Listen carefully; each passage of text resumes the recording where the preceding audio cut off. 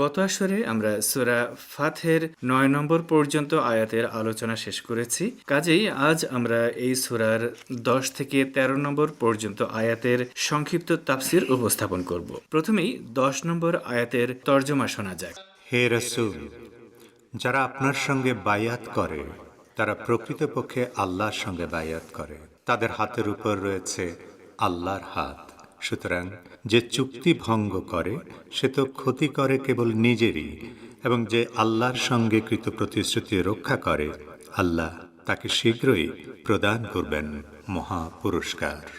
গত দুই আসরে আমরা মক্কার মুশরিকদের সঙ্গে রাসূলে খোদা সাল্লাল্লাহু আলাইহি ওয়াসাল্লামের স্বাক্ষরিত হুদাইবিয়া সন্ধি নিয়ে আলোচনা করেছি। ওই চুক্তি স্বাক্ষরের আগে রাসূলুল্লাহ নিজের একজন সাহাবীকে এই বার্তা নিয়ে মক্কায় পাঠান যে মুসলমানরা আল্লাহর ঘর জিয়ারতের জন্য মক্কার উদ্দেশ্যে রওনা হয়েছেন এবং তারা কোনো সংঘাতে জড়াতে চান না। মুশরিকরা ওই সাহাবীকে বন্দী করে, কিন্তু মুসলমানদের মধ্যে এই গুজব ছড়িয়ে পড়ে যে দূত হিসেবে পাঠানো সাহাবীকে মুশরিকরা হত্যা করেছে। এ সময় আল্লাহর রাসূল সাহাবীদের নিয়ে বৈঠকে বসেন এবং তাদের কাছ থেকে এই বায়াত বা প্রতিশ্রুতি গ্রহণ করেন যে এই খবর সত্যি হলে মদিনায় ফিরে যাওয়ার পরিবর্তে মুশরিকদের বিরুদ্ধে যুদ্ধ করতে হবে। এই বায়াতের খবর মক্কায় পৌঁছালে তারা রাসূলের প্রতিনিধিকে মুক্ত করে দেয় এবং মুসলমানদের বিরুদ্ধে যুদ্ধ করার পরিবর্তে তাদের সঙ্গে সন্ধি করতে সম্মত হয়। এ কারণে ইসলামের ইতিহাসে এই বায়াত একটি উল্লেখযোগ্য ঘটনা হিসেবে চিহ্নিত হয়ে আছে।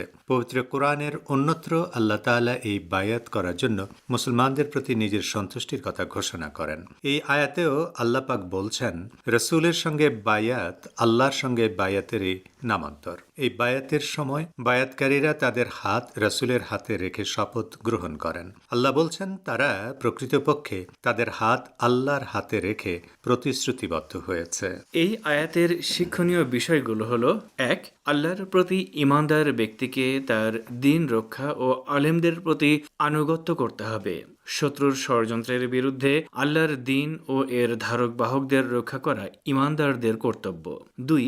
যারা দ্বীন রক্ষা করার চেষ্টা করে এবং এই পথে অটল থাকে তারা আল্লাহর রহমত প্রাপ্ত হয়। এবারে সূরা ফাতহের ১১ নম্বর আয়াতের তর্জমা শোনা যায়।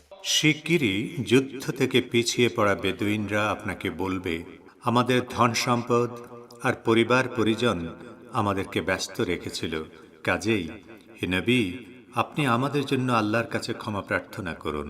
তারা মুখে এমন কথা বলে যা তাদের অন্তরে নেই। তাদেরকে বলে দিন, আল্লাহ তোমাদের কোনো ক্ষতি বা কোনো কল্যাণ করার ইচ্ছে করলে তাঁর বিপক্ষে তোমাদের জন্য কিছু করার ক্ষমতা কার আছে? বরং তোমরা যা করো সে বিষয়ে আল্লাহ সবসময় অবহিত থাকেন। মদিনা থেকে মক্কার উদ্দেশ্যে রওনা হওয়ার আগে রাসূলুল্লাহ সাল্লাল্লাহু আলাইহি ওয়াসাল্লাম মদিনার পার্শ্ববর্তী এলাকায় বসবাসরতদেরকে তার সঙ্গে যাওয়ার আদেশ দেন, কিন্তু মক্কার মুশরিকদের সঙ্গে সংঘাতের আশঙ্কায় তাদের অনেকে এই নির্দেশ পালন করেনি। পরবর্তীতে মুসলমানরা মদিনায় ফিরে আসলে যারা তাদের সঙ্গে যায়নি তারা রাসূলের কাছে এসে ক্ষমা প্রার্থনা করে এবং দাবি করে যে দৈনন্দিন জীবনের ব্যস্ততার কারণে তারা মক্কায় যেতে পারেনি। কিন্তু আল্লাহ তাআলা সঙ্গে সঙ্গে আয়াত নাজিল করে বিষয়টি তার প্রিয় হাবিবকে জানিয়ে দিয়েছেন। আল্লাহ বলছেন, এসব মানুষ মুখে যেসব অজুহাত তুলে ধরছে তার সঙ্গে বাস্তবতার মিল নেই। এই আয়াতের কয়েকটি শিক্ষণীয় বিষয় হচ্ছে: ১. পার্থিব জীবনের প্রতি অতিরিক্ত ভালোবাসার কারণে মানুষ আল্লাহর রাস্তায় জিহাদ থেকে বিরত থাকে। ২. গুনাহগার ব্যক্তিদের জন্য রাসূলুল্লাহ সাল্লাল্লাহু আলাইহি ওয়াসাল্লামের দোয়া ও শাফায়াত আল্লাহর দরবারে কবুল হয়। বরং তোমরা ধারণা করেছিলে রাসূল ও মুমিনগণ কখনো তাদের পরিবার পরিজনের কাছে ফিরে আসতে পারবে না, আর এই ধারণাটা তোমাদের মনে খুবই চমৎকার করে দেয়া হয়েছিল। তোমরা বড়ই কুধারণা করেছিলে এবং এভাবেই তোমরা দুর্ভাগার সম্প্রদায়ে পরিণত হলে। আর যে কেউ আল্লাহ ও তার রাসূলের প্রতি ঈমান আনে না, তবে সে যেন জেনে রাখে, নিশ্চয়ই আমি কাফিরদের জন্য জ্বলন্ত আগুন প্রস্তুত রেখেছি। আগের আয়াতগুলোর ধারাবাহিকতায় এই দুই আয়াতে রাসূলুল্লাহ সাল্লাল্লাহু আলাইহি ওয়াসাল্লাম ও মুসলমানদের সঙ্গী হওয়া থেকে কিছু মানুষের বিরত থাকার কারণ উল্লেখ করা হয়েছে। বলা হচ্ছে, যারা রাসূলের আদেশ অমান্য করে মদিনায় থেকে গেছে তাদের এই সীমা লঙ্ঘন তাদের পরিবার বা সম্পদ প্রীতি কিংবা দুনিয়াবি কাজের জন্য ছিল না।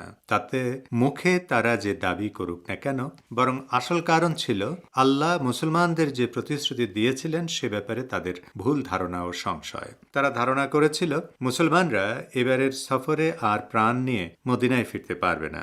কাজেই এরকম বিপজ্জনক পরিস্থিতিতে নবীর সঙ্গী হয়ে প্রাণটা না হারানোই ভালো। এ ধরনের কাজ শুধু দুর্বল ইমানেরই পরিচায়ক নয়, বরং আল্লাহ ও তাঁর রাসূলের সঙ্গে কুফুরির শামিল। আর কুফুরির পরিণাম জ্বলন্ত আগুন ছাড়া আর কিছু নয়। এই দুই আয়াতের শিক্ষণীয় বিষয়গুলো হলো: ১. আল্লাহর বান্দাদের প্রতি ভুল ধারণা পোষণ করা কবিরা গুনাহ, আর সেই ভুল ধারণা যদি আল্লাহ ও তার রাসূলের প্রতি হয় তখন সে গুনাহের মাত্রা অনেক বেশি বেড়ে যায়। ২. কখনো কখনো ভুল ধারণা এবং সংশয় মানুষের মধ্যে এত বেশি প্রভাব ফেলে যে সে আল্লাহর অবাধ্য